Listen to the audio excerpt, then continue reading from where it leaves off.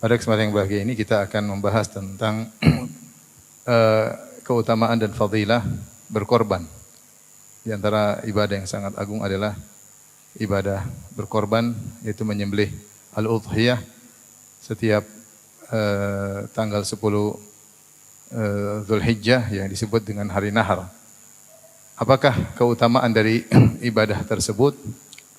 Kita ingin sampaikan perkataan para ulama yang terkait dengan hal ini dalam rangka untuk memotivasi diri kita untuk senantiasa berkorban jika memiliki kelapangan harta, ya. Sebagaimana Nabi sallallahu alaihi wasallam senantiasa berkorban setiap tahun, ya. Dan mudawamahnya dan kontinunya Nabi sallallahu alaihi wasallam melakukan hal ini menunjukkan agungnya ibadah tersebut. Tapi di antara hal-hal yang menunjukkan bahwa ini ibadah yang sangat agung, ternyata ibadah ini adalah ibadah yang sudah ada sejak awal adanya umat manusia. Dia tidak terkhususkan kepada umat Islam saja, ya. Menunjukkan bahwasanya perhatian Allah terhadap ibadah ini sudah ada sejak zaman Nabi Adam alaihissalam, ya. Sebagaimana yang Allah sebutkan kisahnya dalam surat Al-Maidah, kata Allah Subhanahu wa taala, "Watlu alaihim naba'a bani Adam bil haqqi idh qarraba qurbanan fatuqabbala min ahadihima wa lam yataqabbal min al-akhar qala la aqtulannak qala inna ma yataqabbalu Allahu minal muttaqin." Kata Allah Subhanahu wa taala, bacakanlah kepada mereka tentang kisah dua anak Adam. Idh qarraba qurbanan, yang keduanya mengkorbankan atau mengkorbankan suatu kurban, fatuqabbala min ahadihima, ternyata diterima oleh salah satunya, wa lam yataqabbal minal akhar, dan yang satunya tidak diterima. Kemudian akhirnya yang tidak diterima pun marah dan berkata, la aqtulannak, aku akan membunuhmu. Kemudian yang diterima korbannya berkata, inna ma yataqabbalullahu minal muttaqin, sungguhnya Allah hanya menerima dari orang yang bertakwa. Para ahli tafsir di antaranya Al-Hafidz Ibnu Katsir rahimahullah menyebutkan tafsir para salaf terkait dengan kisah atau ayat ini. Mereka menyebutkan bahwasanya Nabi Adam alaihissalam memiliki anak-anak, di antaranya terkadang lahir berpasangan dari Hawa, laki-laki maupun perempuan, sekali lahir laki-laki perempuan, laki-laki perempuan. Maka untuk memperbanyak keturunan, maka diadakanlah pernikahan di antara mereka. Kalau satu perut dianggap satu saudara, satu kandungan yang lain dianggap satu saudara yang lain. Maka Qabil kemudian dilahirkan bersama seorang wanita yang cantik jelita. Kemudian adiknya Habil dilahirkan dengan seorang wanita yang damimah, yang tidak cantik. Aturannya, maka Qabil menikah dengan saudarinya Habil dan Habil menikah dengan saudarinya siapa? Qabil, ya. Akhirnya Qabil tidak terima karena dia beralasan, di antaranya dia berkata, aku lebih tua dan ini adalah saudariku, lahir dalam satu perut denganku. Lagi pula kamu adik dan pasangannya Habil ternyata tidak jelita. Akhirnya mereka pun disuruh untuk berkorban kepada Allah Subhanahu wa taala. Maka Habil pun berkorban dengan domba yang gemuk, ya. Ada Habil berkorban dengan domba yang gemuk, adapun Qabil dia berkorban dengan hasil tanamannya. Akhirnya datanglah api, kemudian api pun memakan dari kambing gemuk yang dikorbankan oleh Habil, ya. Maka akhirnya Habil yang menikah dengan saudarinya Qabil. Tapi Qabil tidak terima, akhirnya Qabil membunuh Habil. Tapi intinya ini menunjukkan bahwa syariat korban sudah ada sejak zaman Nabi Adam, di mana Habil mengorbankan seekor kambing, kemudian datang api membakar kambing tersebut, menunjukkan diterima oleh Allah Subhanahu wa taala. Dia berkata, inna ma yataqabbalullahu minal muttaqin, sungguhnya yang diterima oleh Allah adalah dari orang yang bertakwa. Ketika syariat korban ini sudah ada sejak zaman dahulu, ini menunjukkan perhatian Allah terhadap ibadah ini. Sebagaimana ibadah salat. Ibadah salat sejak zaman Nabi Adam sudah ibadah salat sampai sekarang. Hanya saja mungkin ada detail-detail yang berbeda, tapi salat dilakukan oleh seluruh para nabi, ya. Sebagaimana ketika para ulama menyebut tentang keagungan ibadah puasa bukan cuma umat Islam, bahkan sebelumnya juga ada ibadah puasa dituntut dari umat-umat sebelumnya. Di antara dalil juga menunjukkan akan hal ini, bahwasanya ibadah kurban sudah ada sejak zaman dahulu. Allah berfirman dalam surat Al-Hajj, kata Allah Subhanahu wa taala ayat 34, "Wa likulli ummatin ja'alna mansakan liyadhkuru ismallahi ala ma razaqahum min bahimatil an'am." Ya. Fa ilahukum ilahu wahidun falahu aslimu basyiril mukhbitin. Kata Allah Subhanahu wa taala, dan setiap umat telah kami syariatkan tentang penyembelihan kurban. Setiap umat ada, ya. Umat Nabi Adam, umat terus sampai umat Nabi Muhammad sallallahu alaihi wasallam. Kami telah syariatkan penyembelihan kurban. Buat apa? Liyadhkuru ismallahi ala ma razaqahum, agar mereka menyebut nama Allah atas rizki yang Allah karuniakan kepada mereka, min bahimatil an'am, berupa hewan ternak. Fa ilahukum ilahu wahid, maka Tuhan kalian adalah Tuhan yang satu. Falahu aslimu, maka berserah dirilah kepadanya. Wa basyiril mukhbitin, dan beri kabar gembiralah kepada orang-orang yang tunduk.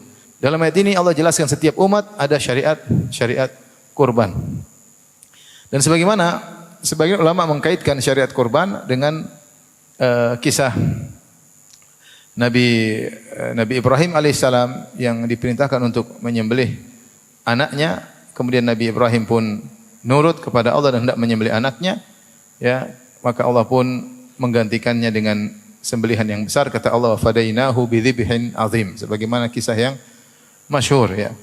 Intinya dari ini semua menunjukkan bahwasanya syariat kurban bukanlah syariat yang baru, tapi syariat sudah ada sejak zaman Nabi Adam alaihissalam. Kemudian ternyata syariat kurban ini atau pengorbanan bukan hanya dilakukan oleh orang-orang yang beriman, bahkan kurban adalah kesyirikan yang sangat disukai oleh setan. Oleh karenanya kalau kita baca sejarah-sejarah, ya, para penyembah matahari, para penyembah berhala, para penyembah bintang, mereka juga berkorban. Bahkan bukan cuma hewan yang mereka korbankan, manusia mereka juga apa? Korbankan. Karena ini menunjukkan pengagungan terhadap yang mereka sembah, Sebagaimana hadis yang masyhur tentang dua orang yang masuk surga, yang dua orang, satunya masuk neraka karena sembelihan seekor lalat, dan satunya masuk surga karena seekor lalat, satunya masuk neraka karena seekor lalat. Kata Nabi sallallahu alaihi wasallam, "Marra rajulani ala qaumin lahum sanamun." Ada dua orang melewati suatu kaum, lewati kampung mereka, dan ternyata kaum tersebut memiliki sebuah berhala. Dan mereka tidak membolehkan seorang pun untuk melewati kampung mereka sampai mempersembahkan sesuatu, ya. Hewan harus disembelih, diserahkan kepada patung yang mereka sembah tersebut. Maka mereka berkata kepada salah seorang di antara dua orang tersebut, "Qarrib, persembahkanlah sesuatu." Kata dia, "Ma indi syai', aku tidak memiliki sesuatu."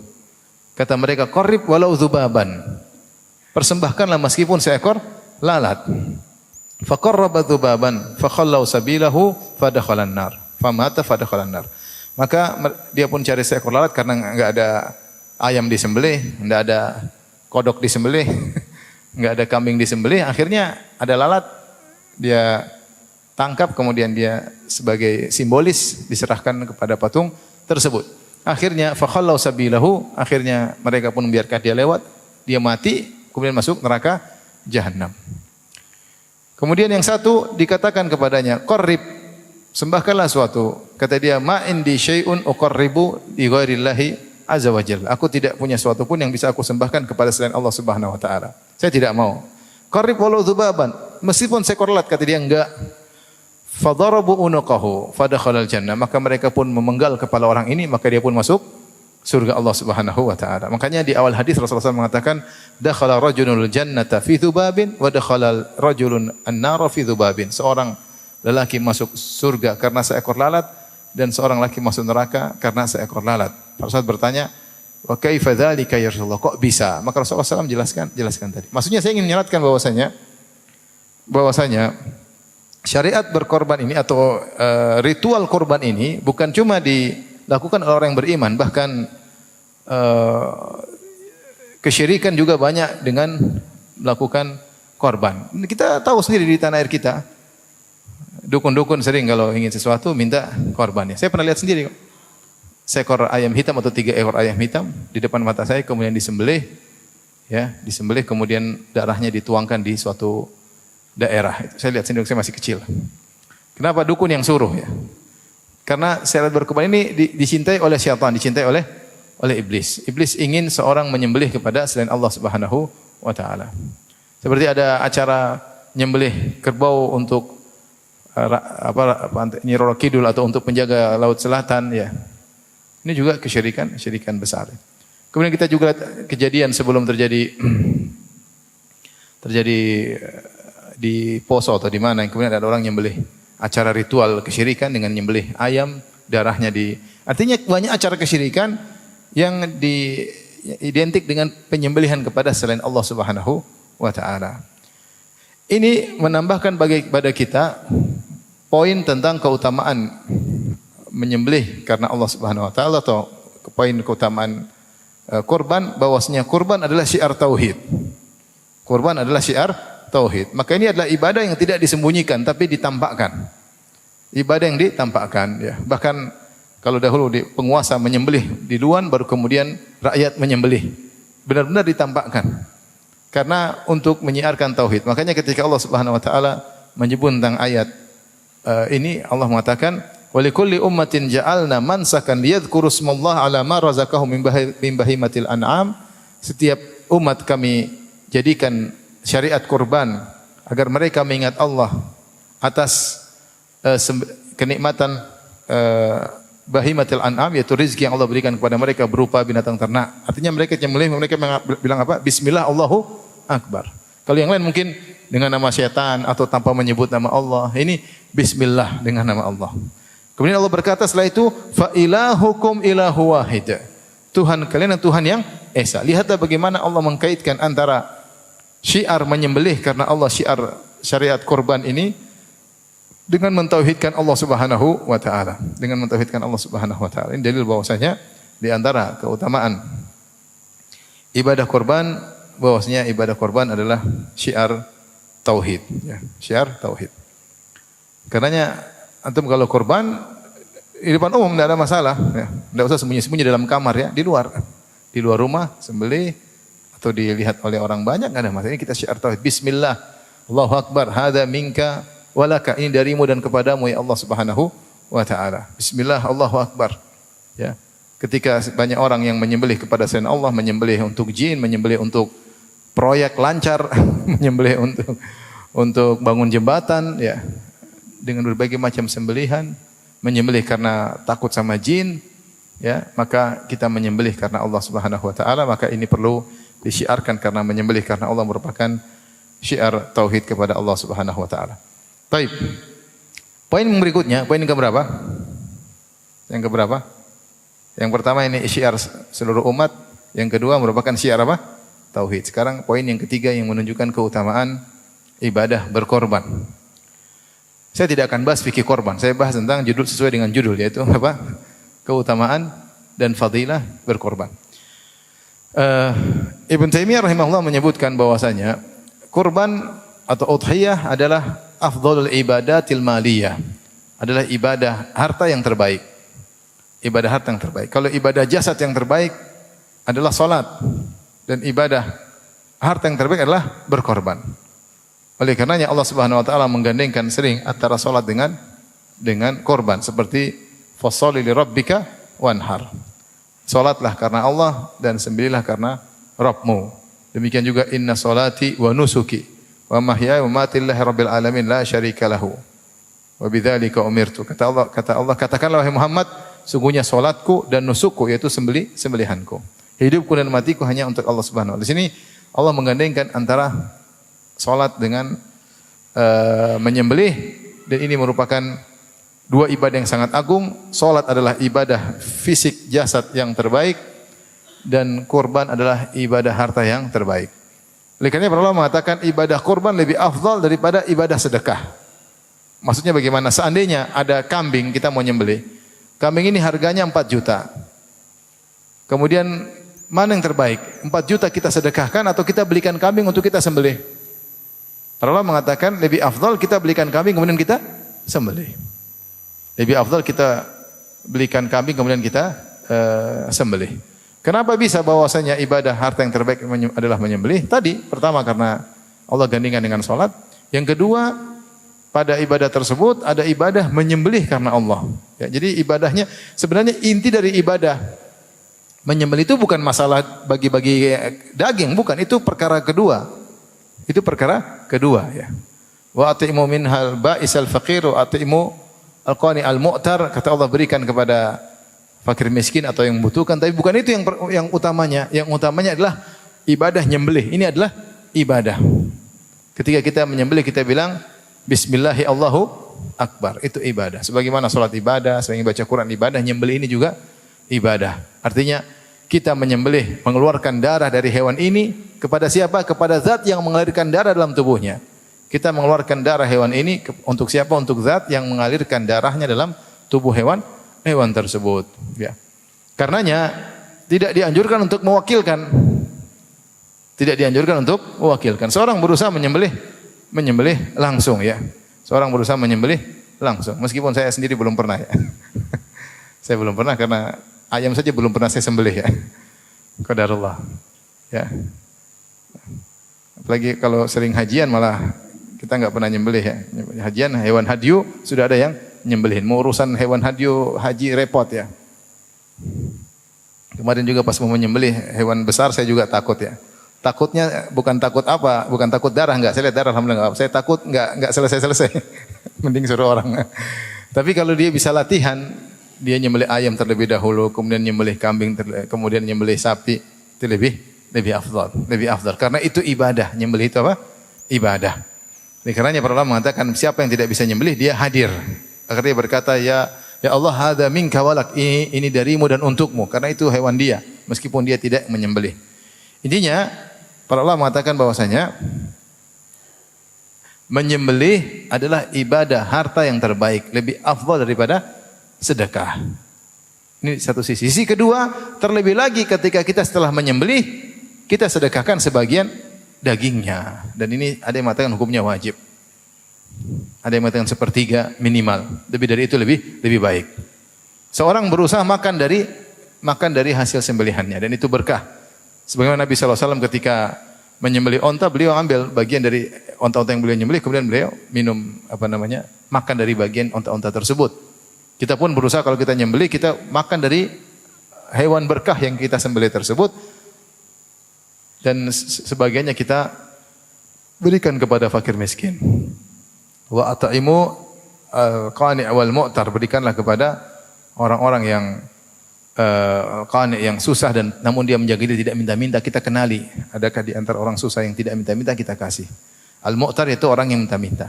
Dalam ayat yang lain al-ba'is al-faqir, berikanlah juga kepada al-ba'is al-faqir, itu orang yang kesusahan. Sehingga ketika kita menyembelih ada juga yang disedekahkan. Sehingga dalam ibadah tersebut dua ibadah bisa kita lakukan sekaligus. Pertama ibadah menyembelih, kedua adalah ibadah sedekah dengan menyedekahkan daging hewan tersebut. Kecuali hewan yang kita sembelih tersebut bukan kurban biasa, tapi dia adalah kurban yang merupakan nazar misalnya. Misalnya saya bernazar saya akan berkorban tahun ini, maka korban tersebut kata para ulama menjadi hukumnya wajib. Para ulama khilaf apakah korban wajib atau sunnah. Yang benar hukumnya sunnah muakkadah. Tapi kalau dia korban tersebut adalah korban nazar, ya, maka dia tidak boleh makan. Dia harus kasih, sedekahkan seluruhnya. Tapi kalau hewan korban dia makan dari hewan tersebut dan sisanya dia sedekahkan. Minimal sepertiga buat orang miskin, sepertiga dia makan, sepertiga dia hadiahkan, atau dia makan sekedarnya kemudian sisanya dia sedekahkan dan dia hadiahkan. Taib. Di antara dalil yang mendukung akan hal ini, ketika Nabi SAW menyuruh sahabat untuk menyembelih, maka ada seorang sahabat, dia punya ide bagus, dia ingin menyembelih lebih dahulu, maka dia menyembelih sebelum salat Id.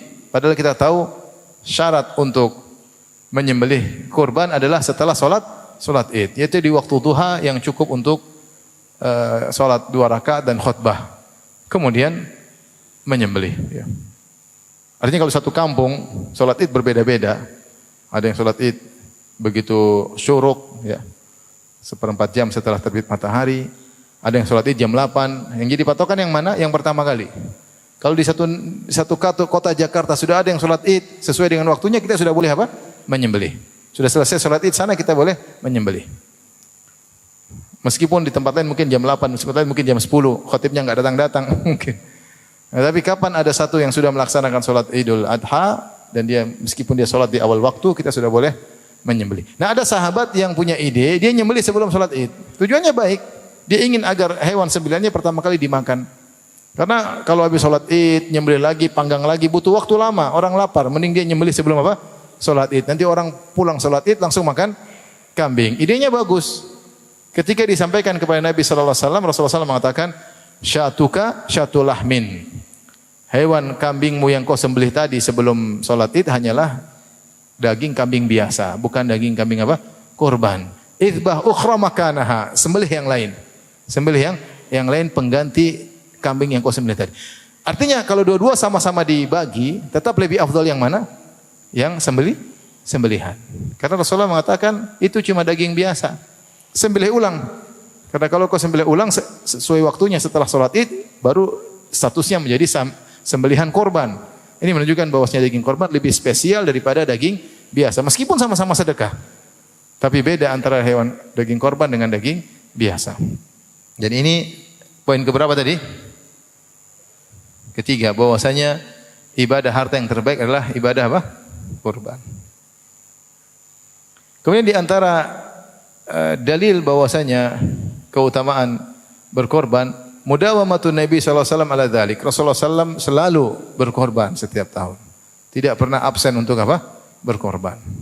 Selalu beliau menyembelih untuk keluarganya, ya. Sebenarnya menyembelih korban tidak harus harus mewah-mewah, enggak. Kambing cukup. Sehingga para ulama sampai khilaf, mana yang lebih afdal, menyembelih kambing atau sapi? Kalau saya menyembelih sapi 1 ekor, saya sendiri buat saya, atau kambing buat saya 1 ekor.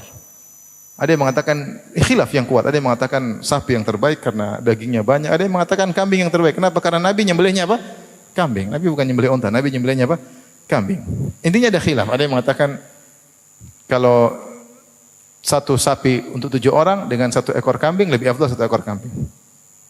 Tapi kalau 1 kambing apple to apple dengan 1 sapi lebih bagus 1 sapi. Ada yang mengatakan tidak, tetap kambing lebih afdal, sunnah lebih saya sukai. Intinya ada khilaf.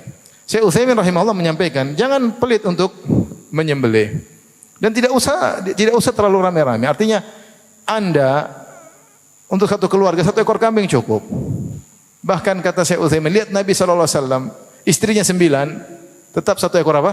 Kambing. Tidak harus 9 ekor. Antum istri misalnya 4, 1 ekor kambing cukup. Apalagi kalau cuma 1 ya sudah. 1. Maksud saya Utsaimin sampai mengatakan rahimahullah, enggak usah terlalu maksudnya harus begini. Sampai Rasulullah SAW istrinya 9, cuma sembelih 1 atas nama keluarganya seluruhnya. Tidak berat, tidak harus sapi, tidak harus onta, tidak harus kambing. Bagi yang punya kelepangan harta, kalau enggak ya sudah. Tapi Nabi continue dalam melakukan hal ini, menunjukkan ini ibadah yang diperhatikan oleh Nabi sallallahu alaihi wasallam. Kesinambungan Nabi melakukannya, tidak pernah absen dalam melakukannya, menunjukkan ini ibadah yang afdal. Kemudian di antara dalil akan agungnya ibadah ini adalah alamat takwa, tanda ketakwaan. Kata Allah Subhanahu wa taala, "La yanalallaha luhumuha wala dima'uha walakin yanaluhu taqwa minkum." Tidak akan sampai kepada Allah dagingnya dan tidak akan sampai kepada Allah darahnya, tapi yang sampai kepada kalian adalah ketakwaan. Takwa tempatnya di hati. Mana bukti takwa? Mana bukti takwa? Antum punya duit, punya harta banyak, tunjukkan di antara bukti takwa, syiar takwa. Di antara syiar takwa adalah apa? Menyembelih. Makanya Allah mengatakan walaki yanaluhu taqwa minkum. Siapa yang menyembelih karena Allah, maka takwanya sampai kepada Allah, diterima oleh Allah Subhanahu wa taala. Di antara syiar takwa, tidak wajib, tapi syiar takwa adalah menyembelih karena Allah Subhanahu wa taala. Karena ngomong takwa semua orang bisa, tapi ada syiar-syiar yang menunjukkan ketakwaan seorang. Intinya seorang berkorban dengan sebagian hartanya untuk menyembelih karena Allah Subhanahu wa taala. Ini yang keberapa tadi? Jangan dikurang-kurangi ya. Coba yang pertama tadi apa?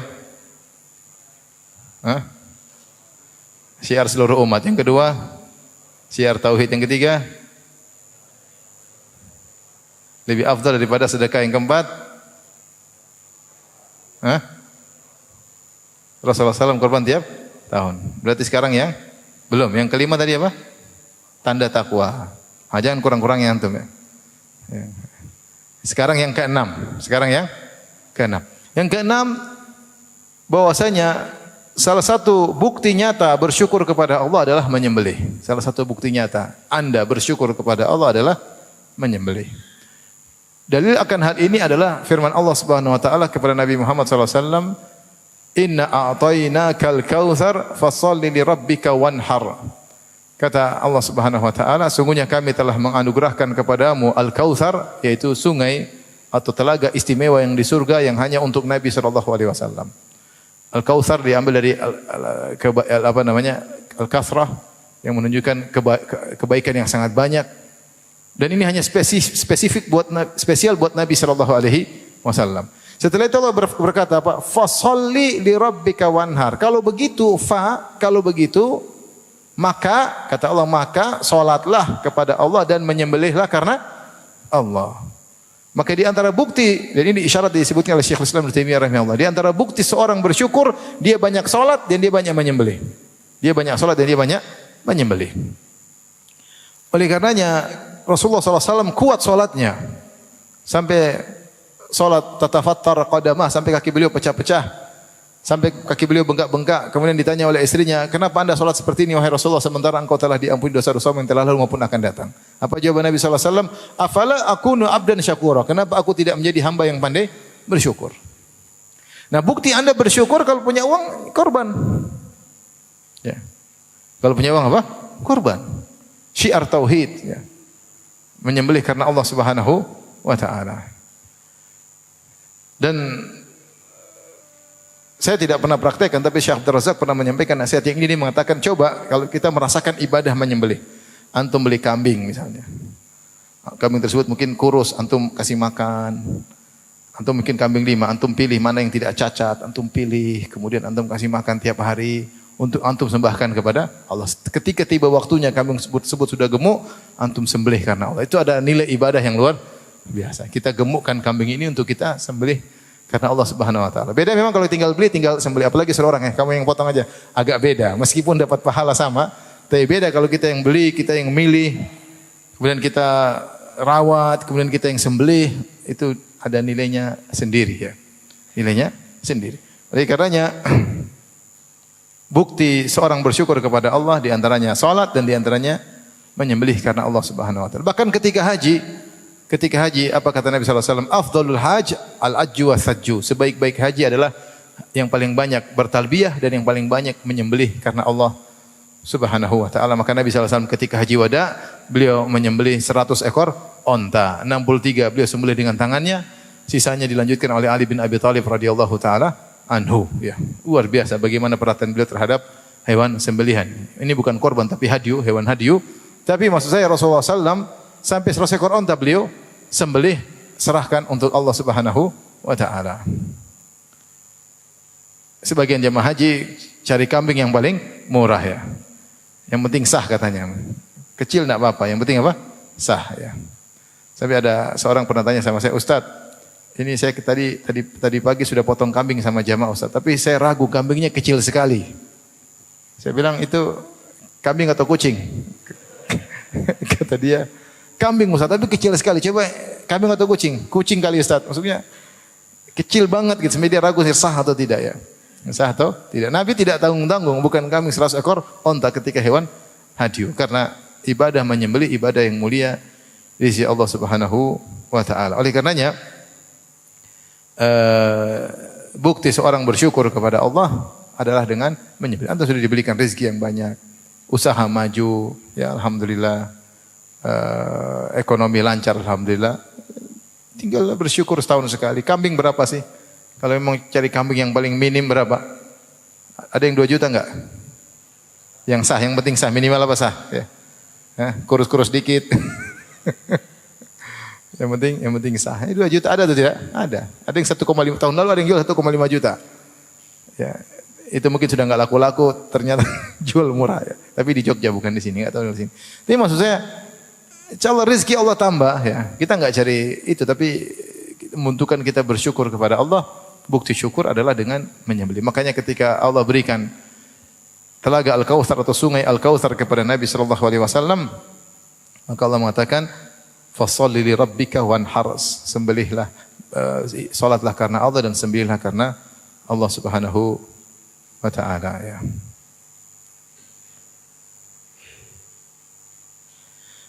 Kemudian di antaranya Allah menyebutkan tentang hewan sembelihan, Allah berikan banyak keberkahan. Seperti Allah sebutkan dalam surat Al-Hajj ayat 36 tentang onta. Kata Allah Subhanahu wa taala, "Wal budna ja'alnaha lakum min sya'airillahi lakum fiha khair." Sungguhnya onta-onta kami jadikan bagi kalian termasuk dari syiar-syiar Allah. Itu hewan sembelihan, syiar Allah. Kata Allah, "Lakum fiha khair." Pada hewan sembelihan tersebut ada kebaikan bagi kalian. Allah sudah mengatakan lakum fiha khair, ada kebaikan pada hewan sembelihan, maka imani saja. Apa kebaikannya? Serahkan kepada Allah Subhanahu wa taala. Cukuplah Allah mengatakan pada sembelihan-sembelihan tersebut ada kebaikan, maka seorang berusaha untuk sisihkan rezekinya untuk menyembelih karena Allah Subhanahu wa taala. Janganlah seorang pelit terhadap dirinya. Sembelih hewan. Nabi Ibrahim alaihissalam, ya kalau kita ingat syiar atau yang dilakukan Nabi Ibrahim alaihissalam, bagaimana beliau patuh kepada Allah Subhanahu wa taala, bahkan disuruh menyembelih anaknya pun dia akan nyembelih. Tapi Allah ganti dengan wafadainahu bidzibhin azim, Allah ganti dengan kambing yang atau domba yang besar, yang gemuk untuk disembelih oleh Nabi Ibrahim sebagai pengganti Ismail. Kita sekarang tidak disuruh nyembelih anak. Kita disuruh nyembelih apa? Hewan, alhamdulillah.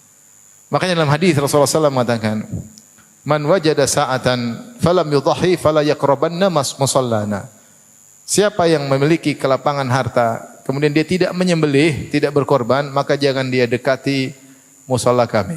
Jangan dekati tempat salat kami. Ini peringatan keras dari Nabi sallallahu alaihi wasallam ya. Bagi orang yang sudah dapat kelapangan kemudian tidak menyembelih, sudah enggak usah salat Id, gampangannya demikian. Ngapain? Taib, khilaf di kalangan para ulama, apakah korban wajib atau sunnah? Sebagian ulama berpendapat wajib, seperti berdalil dengan seperti hadis ini. Rasulullah celah. Man wajada sa'atan falam yudhahi fala yaqrabanna musallana. Siapa yang mendapat kelapangan harta kemudian tidak menyembelih, maka jangan dekat-dekat dengan tempat salat kami. Ini menunjukkan peringatan keras dari Nabi SAW, dan ini menunjukkan bahwasanya berkorban hukumnya wajib. Namun jumhur ulama mengatakan tidak wajib. Ini sekedar Nabi bawakan dalam rangka zajar, memberi peringatan ya. Tapi tidak sampai hukumnya wajib. Kenapa? Rasulullah SAW dalam hadis yang lain mengatakan, jika telah masuk hilal Dzulhijjah wa arada ahadukum an yudhahi, dan salah seorang dari kalian ingin menyembelih. Rasulullah kaitkan dengan ingin menyembelih. Artinya ada yang ingin, ada yang tidak ingin. Sehingga hadis yang pertama tadi dipalingkan kepada makna sunnah muakkadah, yaitu sunnah yang sangat ditekankan. Kemudian juga dalam riwayat pernah Abu Bakar dan Umar bin Khattab radhiyallahu anhu 2 tahun kalau tidak salah atau beberapa tahun tidak menyembelih. Mereka senantiasa menyembelih, tapi mereka berdua pernah tidak menyembelih setahun atau 2 tahun. Untuk menjelaskan kepada umat bahwasanya tidak sampai derajat apa? Wajib, tapi adalah sunnah yang sangat ditekankan. Intinya kalau kita dapat kelapangan harta, kemudian kita tidak menyembelih, maka rugi. Lain kalau kita potong kambing untuk walimah, potong kambing bagi-bagi, beda dengan hewan kurban, beda, tidak sama. Makanya tadi sahabat yang nyembelih sebelum salat Id, Rasulullah SAW berkata, "Syatu ka syatul lahmin," hanya kambing biasa. Ini sekarang saatnya kau menyembelih kurban karena Allah, ada waktunya, ada aturannya, pahalanya berbeda. Oleh karenanya kita hanya merugi kalau kita pelit terhadap diri kita sendiri. Wa ma yabkhal fa innama yabkhal an nafsi. Kata Allah Subhanahu wa taala, siapa yang pelit, sungguhnya dia telah pelit kepada dirinya sendiri. Ini kira-kira ikhwan dan akhwat yang dirahmati Allah Subhanahu wa taala, ada dalil tentang keutamaan menyembelih korban. Siapa yang diberi kelapangan harta, maka sisihkanlah hartanya untuk menyembelih. Coba dulu pertama kali, nanti jadi kebiasaan setiap tahun insyaallah. Tinggal kebiasaan. Kalau sudah biasa, Allah akan gerakkan hati tahun depan lagi cari kambing lagi. tahun depan cari kambing lagi, tahun depan cari sapi lagi. Insya Allah Allah berikan kemudahan kelapangan hati. Yang penting kita bertekad. Ya. Sebagian orang subhanallah seperti sering saya baca di orang-orang mengutarakan beli HP baru gampang, beli gampang, beli kambing baru susah. Gonta-ganti HP, gonta-ganti mobil, suruh potong kambing berat sekali. Ya, apalagi sapi ya. Sementara dia mungkin makan di tempat mewah, ngundang orang sini, jalan sini mudah, potong kambing susah ya. Ini kita bicara bagi orang yang punya kelapangan harta. Kalau enggak punya ya sudah mau diapain ya. Ini yang punya harta kenapa tidak berkorban? Manfaatnya banyak untuk dia di akhiratnya, kemudian untuk dibagi-bagikan dagingnya. Taib. Datang hadis-hadis tentang keutamaan menyembelih secara khusus. Hadis-hadis tersebut kebanyakannya disepakati kelemahannya dan sebagian diperselisihkan sahih atau dhaif. Bahkan sebagian ulama mengatakan seluruh hadis yang terkait dengan keutamaan menyembelih korban semuanya dhaif. Semuanya dhaif. Di antaranya perkataan Ibnu Al-Arabi Al-Maliki dalam kitabnya Aridatul Ahwadi syarah Sunan Tirmidzi, ya, dia berkata, "Laisa fi fadlil udhiyah haditsun sahihun wa qad rawan nasu fiha ajaiba lam tasihha." Kata beliau tidak ada satu hadis pun yang sahih tentang keutamaan kurban. Dan orang-orang telah meriwayatkan hadis-hadis yang ajaib. Tidak ada yang sahih. Ini di antara ulama yang mengatakan semuanya hadis dhaif. Kita sudah cukup tadi keutamaan dengan tadi yang saya bacakan. Ada berapa poin tadi? 6 ya. Terserah 6, 7 boleh ya. Jangan dikurangi jadi 5 pokoknya. Artinya sudah cukup dalil-dalil tersebut menunjukkan tentang agungnya ibadah menyembelih. Bagaimana penekanan Nabi, bagaimana syariat secara terdahulu, bagaimana merupakan syiar tauhid dan banyak dalilnya. Tapi ada hadis-hadis memang spesifik tentang hal ini. Namun ada yang disepakati kedhaifannya dan ada yang diperselisihkan. Di antara yang diperselisihkan ya, tentang kesahihannya adalah hadis riwayat Imam Tirmidzi dan Ibnu Majah dari Aisyah radhiyallahu taala anha, beliau berkata, qala Rasulullah sallallahu alaihi wasallam, Rasulullah SAW bersabda, "Ma amila ibnu Adam yauman nahri ahabbu ila Allah min ihraqid dam. Wa innahu la yu'ta yaumal qiyamati bi quruniha wa ash'ariha wa adlafiha. Wa inna ad-dama la yaqa'u min Allah bi makanin qabla an yaqa'a bil ard. Fatibu biha nufusan." Ya. Hadis ini maknanya begini. Dari Aisyah radhiyallahu anha, Rasulullah SAW bersabda, tidak ada amal anak Adam yang terbaik yang dilakukan, yang paling dicintai oleh Allah pada hari nahar, pada 10 Dzulhijjah, tidak ada yang lebih baik daripada menyembelih, yaitu iraqatud dam, yaitu mengalirkan darah daging korban. Kemudian Rasulullah berkata, sungguhnya hewan kurbannya akan didatangkan pada hari kiamat kelak dengan tanduk-tanduknya, dengan bulu-bulunya, rambutnya, dengan kuku-kukunya, dan sungguhnya darah diterima oleh Allah dengan kedudukan yang tinggi sebelum darah tersebut jatuh di bumi. Jadi ketika kita nyembelih sebelum jatuh ke bumi sudah diterima amal tersebut oleh Allah Subhanahu wa taala. Maka jangan ragu-ragu untuk apa? Menyembelih. Syekh Albani dalam Tahqiq Mishkatul Masabih mengatakan sahih. Hadisnya apa? Sahih.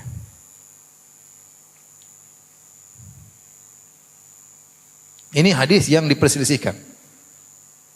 Ada yang mengatakan sahih, ada yang mengatakan apa? Dhaif. Tapi kita punya kaidah secara umum dalam hadis-hadis dhaif bisa diamalkan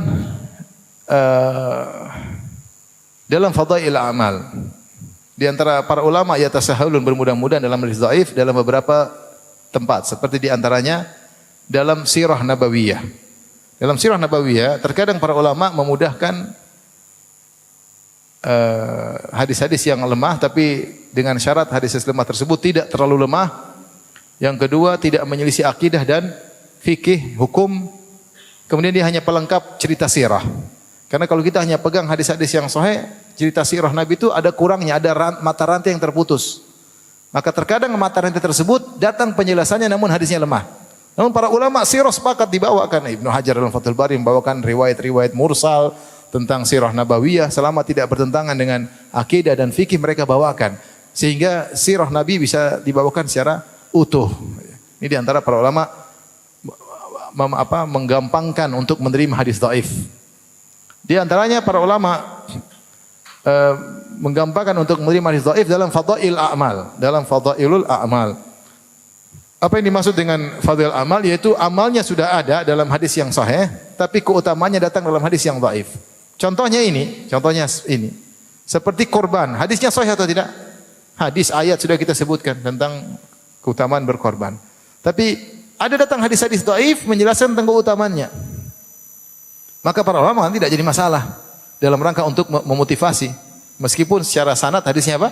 Lemah. Karena toh amalnya sudah ada. Bukan hadis dhaif membuat amal baru, tidak. Tetapi amalnya sudah ada dengan dalil yang sahih, tinggal keutamaannya datang dari hadis yang dhaif. Nah, hadis-hadis yang terkait dengan keutamaan menyembelih rata-rata dhaif, ada satu yang diperselisihkan. Tadi hadis riwayat Ibnu Majah dan Tirmizi bahwasanya amal yang paling terbaik, yang paling dicintai oleh Allah yang dilakukan oleh seorang hamba pada tanggal 10 Dzulhijjah hari nahar adalah menyembelih. Kalau ini sahih, alhamdulillah, ini amal terbaik. Kalaupun hadisnya dhaif, kita katakan sudah terlalu banyak dalil menunjukkan akan keutamaannya. Tapi kita sebutkan hadis-hadis yang lain yang mungkin sering kita dengar, tapi semuanya dhaif. Semuanya dhaif. Sebagian dikatakan oleh Ibnu Al-Arabi Al-Maliki dalam kitabnya Aridatul Ahwadi. Di antaranya,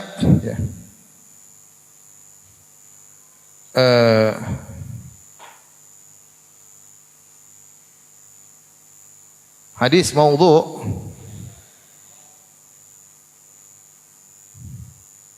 Ya Rasulullah,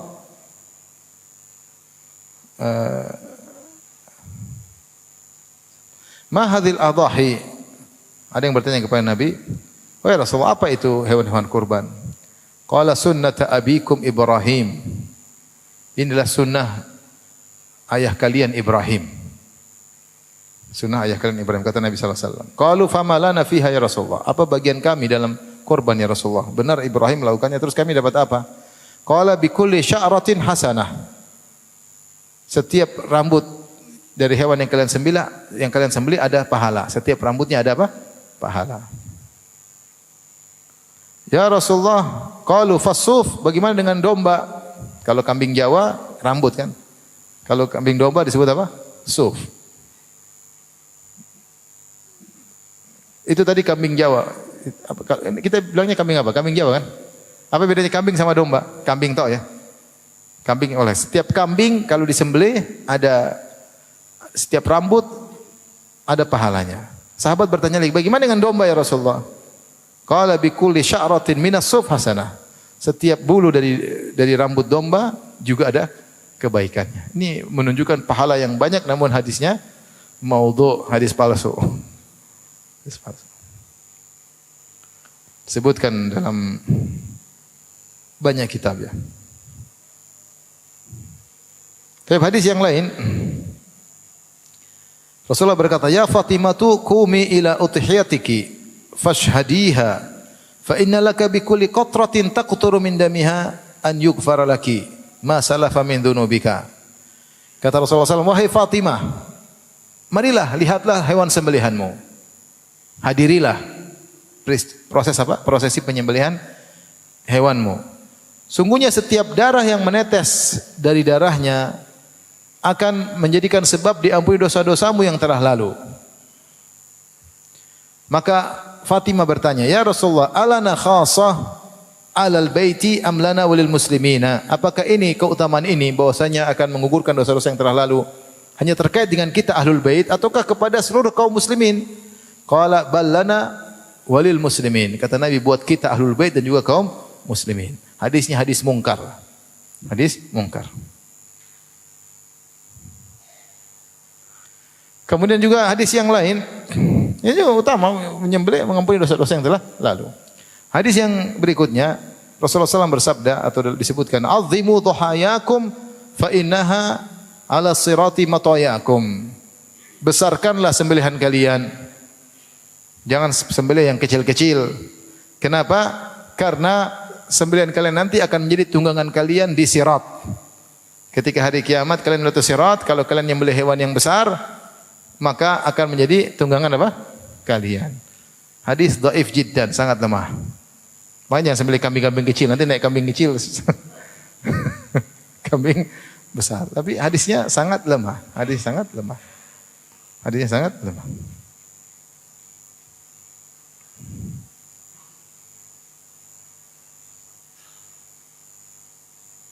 Demikian juga hadis yang lain, man dhaha thayyibatan biha nafsuhu atau thayyibatan biha nafsuhu muhtasiban li udhiyatihi kanat lahu hijaban minan nar. Siapa yang menyembelih dengan jiwa yang senang, tidak terpaksa, tidak jengkel, tapi dia memang gembira ketika menyembelih, dia berharap dengan sembelihannya dapat pahala dari Allah, maka sembelihannya tersebut akan menjadi penghalang baginya dari neraka jahanam.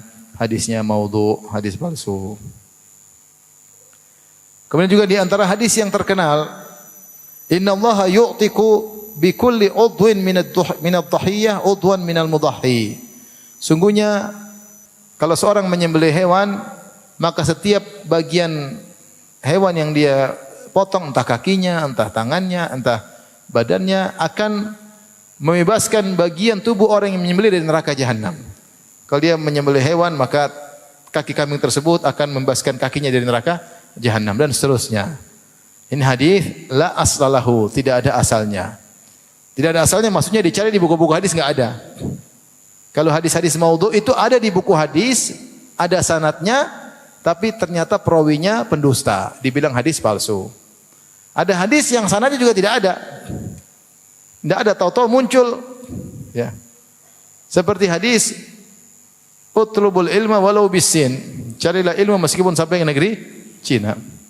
Enggak ada sanadnya ya. Ini la aslalahu, tidak ada sanadnya.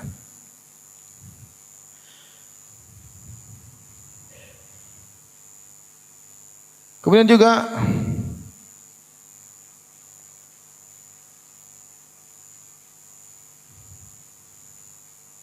hadis